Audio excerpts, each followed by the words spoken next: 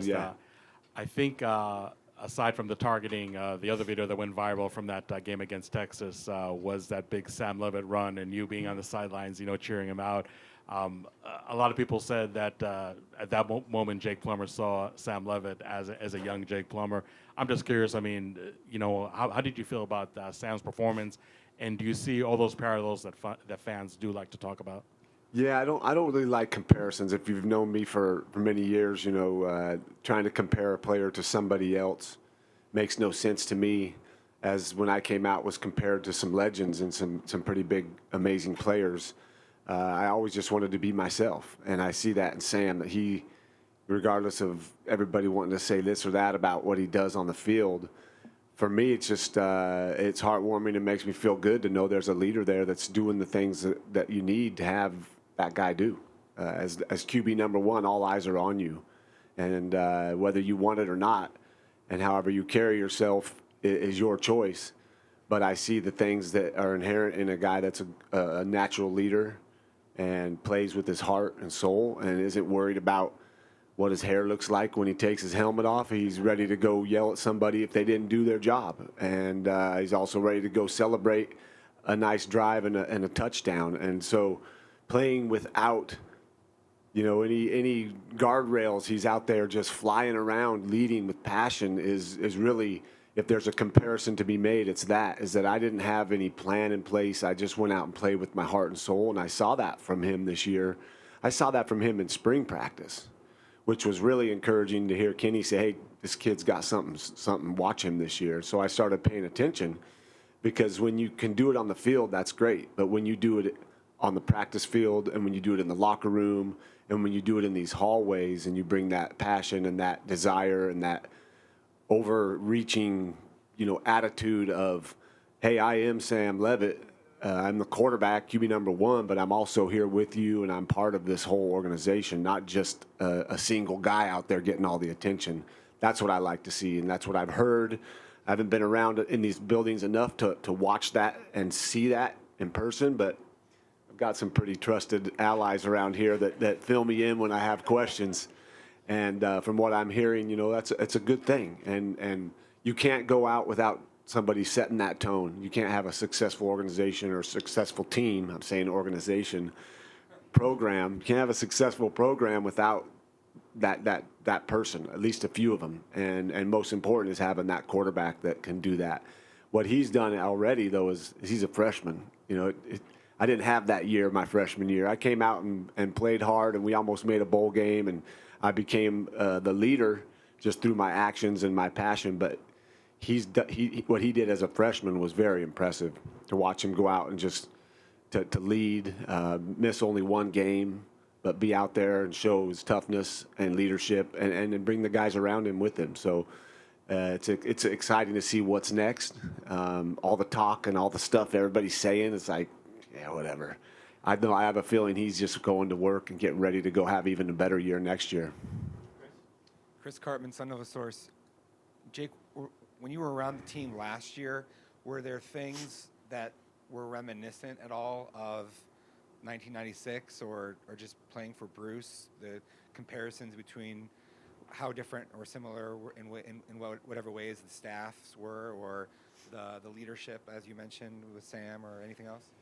I wasn't around enough to be able to draw any comparisons. We put in with the group of guys we had. We didn't have anybody leaving in the portal. We had a few guys who maybe didn't remain eligible academically that we lost, but there was a core group of guys that we knew that were getting after it. And so for us, it was a 4-year process to get to that year in '96 that we had. We had a couple really rough years, losing to U of A the last game when we were bowl eligible possibly, and then a 3-8 season my sophomore year. So you throw that 3-8 season out this year or next year, and there's going to be people gone you'll never see again. But I was able to stay here because it was a different landscape.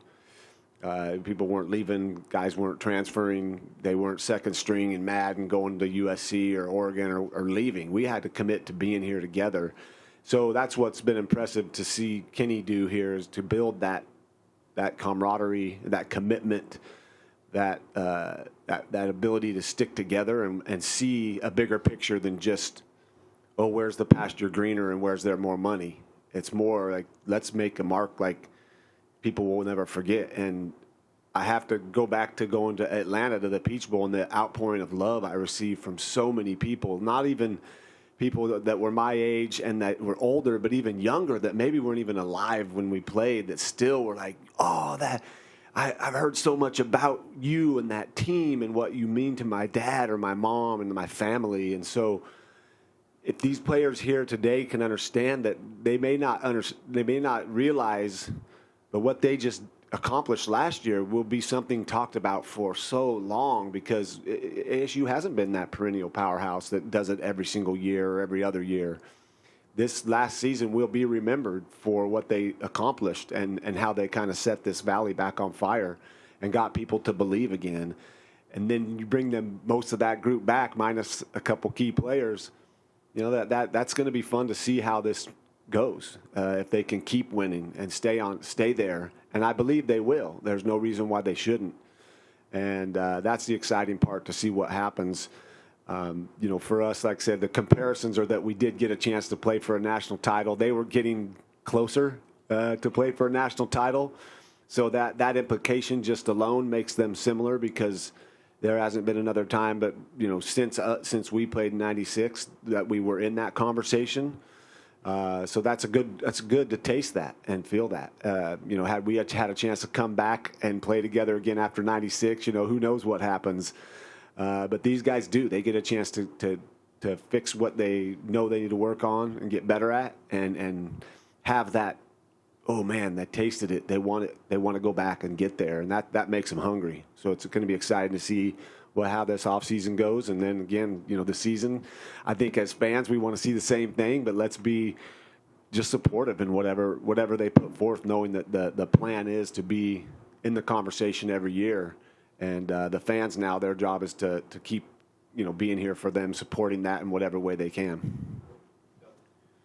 Hi, Jake. On that note, I had a conversation with one of your former teammates a couple years ago, and we were talking about something related to the Rose Bowl year.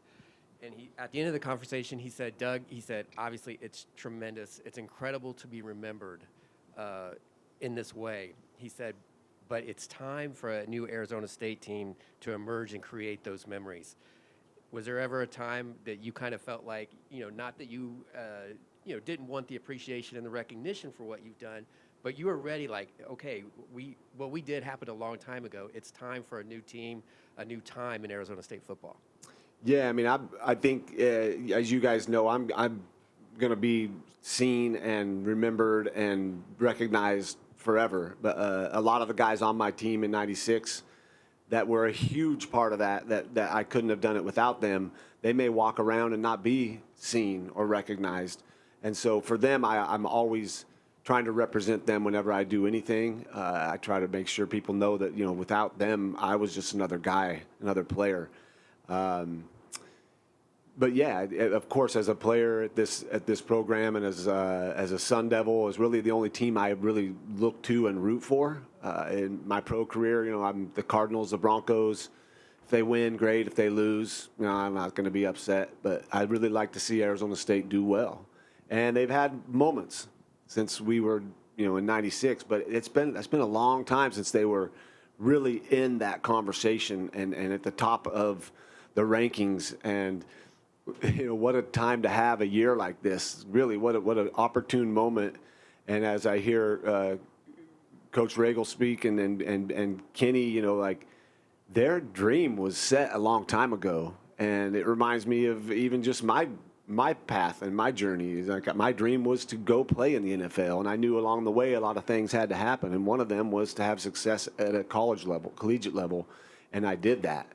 And so when you have some strong belief that you really want and you desire and you put all your effort and energy into, and then you get other people that can come together with that and feel that same energy and belief, then something special can happen. And it's taken a while, but I feel like we got the right person leading this, and he's also surrounding himself with the right kind of coaches that now it's not, you know, I think his first year here, he may not have had the guys around him as a coaching staff as well as we have now. He's some great coaches on this staff. And you look back at the staff we had in '96, I got coached as a quarterback by 2 NFL head coaches, Bobby Petrino and Hugh Jackson. And, you know, you have to admit that Bruce Snyder was the guy running the puppeteer, the marionette up there, like doing his thing with all these pieces. And kudos to him and his vision to bring all of us together. But he was only the head coach. There were some phenomenal coaches on that staff that were teaching us as young men how to first be quality young men, but also how to play the game of football. And I'm seeing that happen here. As Kenny is one key component, as your quarterback is one key component, but you got to have the surrounding parts around him that are also bringing that energy, bringing that belief, having no doubt. You know, there was a time in my senior year, we kicked the coaches out of the room before Nebraska because we as players felt like they didn't think we could win the game. And no shot to them, but it was just, hey, let's get everybody out of this room that doesn't believe, because I'm sick of hearing anything about Nebraska. This is about us. And we had a team meeting that really turned the tide for our guys. And I feel that, you know, in this building, if it's not 100% belief, then you find those people and you hopefully can get them out of here, or they go enter the portal. Get out of here if you don't want to be here. And, I mean, if I was a quarterback now, I would know who those guys are and be like, yo, you got to go to the portal, bro. Get out of here. You know, it's time you go see some other team because I don't want you around if you aren't going to be as committed as I am. And my sophomore year, it was tough. I actually questioned whether I wanted to play anymore. Yet, you know, my mothers, of course, have the wisdom that young men need. He said, just keep working hard. Jake, just keep going out there and doing your thing. And she was right. So, yeah, it's time, you know, it's time. This valley is ready, and hopefully, like I said, it's now on the fans to not expect them to be in the top 4 again next year, but enjoy this process. Have fun being a fan again and watching this team go out and entertain you. Michelle Gardner, Arizona Republic. Yep. Hello. Jake, can you talk about the first time you met Kenny, and what did you think when you met this guy? Did you think, okay, this guy's got the it factor?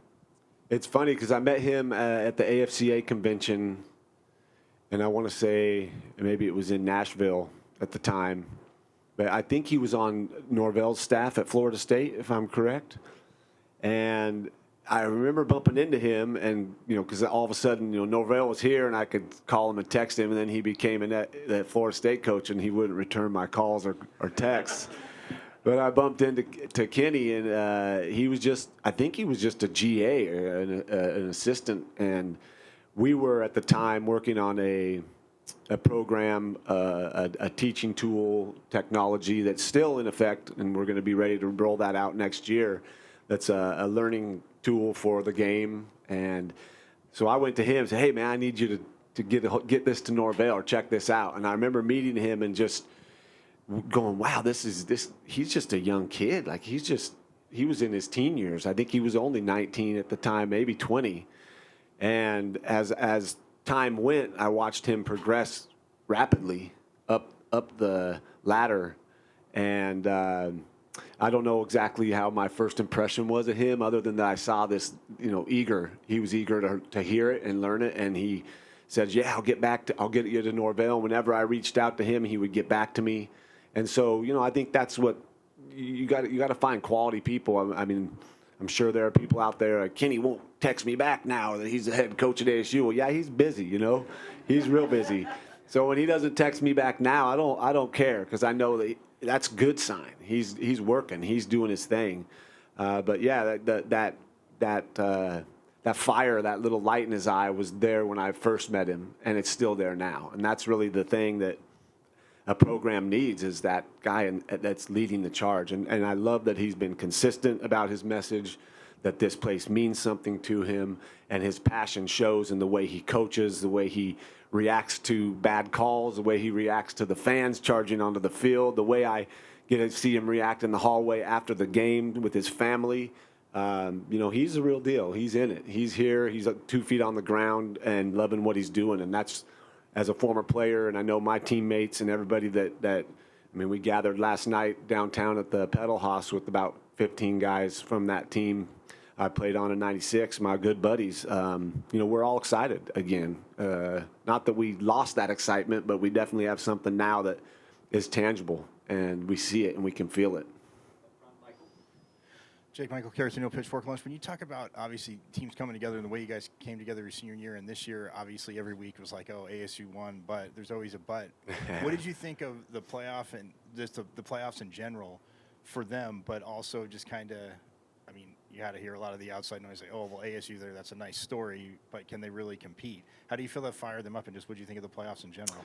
Yeah, I was really excited to see the playoffs, and like I said, what an opportune time for not only ASU, but my hometown, Boise State, the Broncos. Here you go. You got this playoff that we were all hoping it would be full of, where was the Michigan? Where was Tennessee? Where was some of these programs that are where football was invented and where football was only played at these places? And here we got ASU and BSU sitting there with byes into the first round bye. And so I love it. It gives teams a chance to catch fire, to win, and to get an opportunity to go see if they can hang with the big boys. And we did. We went round for round with Texas. Very well should have had an opportunity or a couple things go our way to win that game. Win or lose, though, it proved that, hey, you can do it. And whether the fans need to hear that or if the media needs to see that, it's the players that now believe that hey, okay, we really actually kind of dominated that team, and we should have won. It stings. It's nasty taste in our mouth. Let's go back and make sure what we can do, what we can build upon, who we can bring in to fill some roles, so that if we get this opportunity again, maybe it's against Notre Dame, and you see ASU take it to Notre Dame. Win or lose, if you compete, that's what we want. Winning, obviously, is the main motivation. But, being able to see a team like ASU go out there, my alma mater, and represent well and compete was awesome. Again, seeing BSU, even against Penn State, get a couple calls that don't go against them, and they're right in that game. And it's like the narrative is set. And I'm not a narrative guy, if you guys remember me much. It's like, screw the narrative. Like, there's no such thing. And I think that when these things happen where ASU gets to now be, for the rest of time, for the rest of history, that first bracket for the first ever college football playoff, there's the pitchforks there. And you can't take that away. So what an opportune time. Great for recruiting, great for getting some guys to come here and see what's building, what's happening. And no one talks about it, but I do, and I'm going to continue to, and hopefully we can start a little fire. You get to play on grass. You get to play on the best surface that there is in the entire United States. Find me a better playing field than this field here at ASU, and I'll come over there and shake your hand, because you get to play on natural grass, with great weather and a fan base that, yeah, you got to win to get them to come out. But when you win, they come out, and that's time to go and have some fun. So let's not forget, you can go play on that hard turf surface and that fake grass and all that in these other big schools, but you want to play on real grass, get grass stains on your jersey, and feel what it's like when you were a kid playing football out at the park. That's ASU. You get to play on the real deal. And so, yeah, it's exciting. I'm really looking forward to see what they do. Obviously, the work has to be done by the players, and they've made some good moves. And again, we get our signal caller back, and Sam with the year under his belt, and it's going to be fun to see how he handles this offseason, because guys are going to look to him for leadership. When you lose Scat, he's going to be a lot more focus put on him, but that's time for some other guys to step up. Hey, Jake, Mark McClune, Arizona's family. Good to see you. His pickleball replaced handball now is your official sport. And how does the competitive fire compare to playing quarterback at your event that's coming up in April? Yeah, pickleball has become something I love to do. Handball is still a love of mine. It's just a little harder on the body. I can play handball, but I got to train to play handball and work out. I don't like working out. I like playing in. And, the whole thought of going and trying to do something with no result, or anything just doesn't sit well with me. So playing pickleball is my chance to go out and be active. It really came into my life about 7 years ago when I was not being active, and I went and played at the rec center in Boulder and was playing against 60, 70-year-old women, got my ass kicked.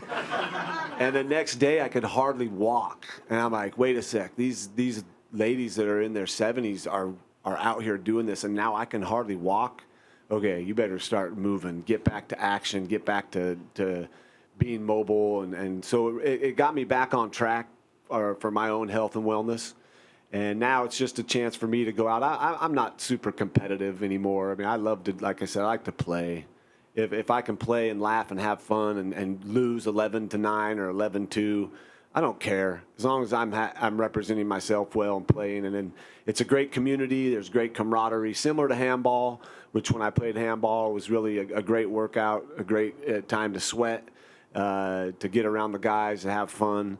And now with pickleball, it's kind of the same thing. It's definitely a good group of people, and I'm trying to get more guys to play it. Because I just turned 50 in December, and I know a lot of the guys I played with, when I watch them move around, they're stiff, they're sore. The option is you can be stiff and sore and do nothing and complain about it, or you can come play pickleball or go on a walk or get on your bike and be stiff and sore because you did something. And you get to choose as we get older. And if you don't make that right choice now, it goes downhill fast. So trying to encourage guys to get after it and get back to being active and moving again. And pickleball's one way that I've been doing it. And, I don't play like those 70-year-old ladies, though. I still move around and go get the ball back and charge the net and have fun. And, that's what we're having an event here. Good time to speak about it in April, the Jake Plummer Pickleball Bash. We're running it down at the Pickler and down on Warner. And Proton Sports is a paddle company here local. The owner, Charles, is the owner of the Phoenix Flames and the pickleball pro team here. Trying to just have a fun time. As you remember, my bowling tournament was about fun, raising money for a good cause. That's what we're doing with this, getting some celebs out there to play with whoever wants to pay to play with them and raise some money for a good cause, the Good Sport Foundation that uses pickleball to service the underserved and populations and teach young kids how to play and to spread the game and really to spread health and wellness and activity and movement. Hey, Jake, whether it's from trusted allies or from fans around the community, how have you just seen everybody in the city of Tempe and surrounding cities just continue to support this team, and how important is that for the players on the field in this entire program? Yeah, it's really important, especially in today's day and age where players are getting paid. The whole key now is to keep these guys here. And so, one, it's definitely the fans. Having a packed stadium is important. As a player, you want that. I played in that stadium a few times where there wasn't that many people in it. Not much at ASU. We had pretty good fans coming, and it was much bigger back then. So if there was 50,000, it still looked like, well, where's the fans? We still put them in there. But with the Cardinals, there were some days where there was a lot of seats that were empty. So as a player, you want to see the fans come out. That's the most important thing. Keep supporting these guys. Keep showing up. Keep coming to the games. It's a fun stadium. It's a beautiful stadium, one of the best in the country, if not the best. And now, though, the support can reach into people's pockets too. Like whatever you can give, know that it's going to pay these young men who are sacrificing their bodies and their time and their brains and all of that to put out an entertaining game onto the field. Whether you think football is relevant or not, it is. In an institution like Arizona State, it's what drives, as Kenny was saying, the right hand, the left hand, the foot. When the football team does well, all the sports can thrive and build off of that. And like I mentioned earlier, the outpouring of love and the memories that were thrown at me and the adoration and respect that I got out in Atlanta at the Peach Bowl. This town is waiting and ready and hungry for this, and we saw that. We saw them. It's going to be live that first game next year, and the whole thing is to keep that fire going. How do we keep that fire going? Because the fans too also can dissipate quickly if they don't get what they expect. But know that there's a process here, and there's part of this process is the fans being true supporters of the Sun Devils. And I think a lot of people end up living here that go to school here. So I don't think it's a hard thing to pack that stadium with Sun Devils. And, yeah, the Valley is ready, and I've seen a lot more Sun Devil gear. I guess I could say when I fly around, not just coming down to Phoenix, flying around the country, you see more people wearing Sun Devil sweatshirts and hats, and that's a sign of really the football team doing well again, and now the other sports are also picking it up. Basketball is competitive, baseball is doing really well, the hockey team is doing well.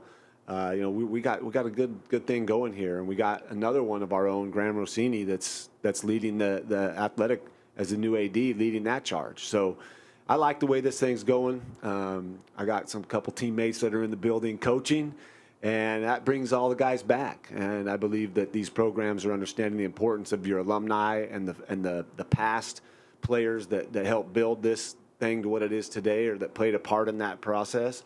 It's important to bring them back and appreciate them. And I think that's what, Kenny has an open door policy.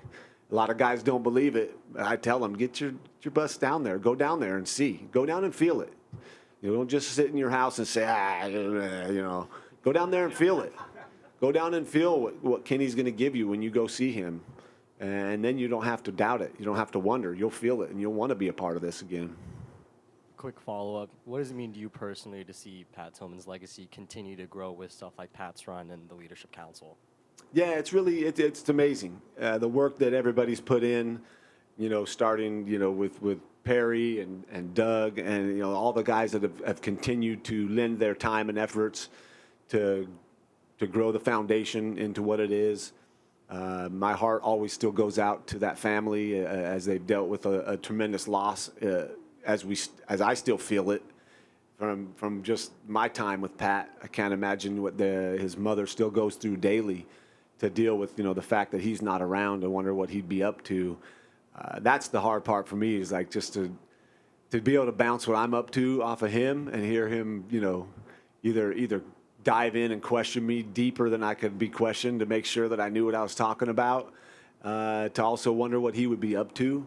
But it's nice to know that there's other people inspired by his legacy that are doing things inspired by him and what he stood for. And they're things that are changing the world, and they're making the world a better place. So what the Pat Tillman Foundation is doing is tremendous. And Pat's Run, being here last year and being there with my team and shooting the gun was amazing. To run it again was super fun, even though my ankle was not feeling good afterwards. I took care of that, though, as inspiration for what Pat stood for, is to not talk and to go out and to act. So, when I get to speak about Pat, it always reminds me to take stock of how much I'm talking and how much I'm actually doing. And so I think that's the main thing here with a lot of people, is get out and go do the run. And that could be the stepping stone or the step to doing other great things. And the foundation keeps growing and keeps doing a lot of awesome things, and I'm a huge supporter of that. And always sending my love out to the family, the brothers, the mom, the dad, and all the real tight friends of Pat's, because it's still hard for them to miss their brother and their friend. Jake, thanks a lot for your time.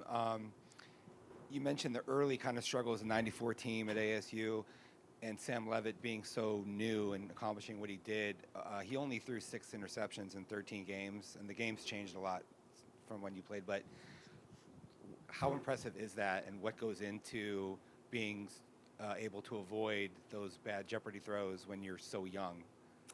Yeah, that's pretty amazing number, 6, because he did not shy away from pulling the trigger many times where it could have easily been an interception, and that's what I like to see.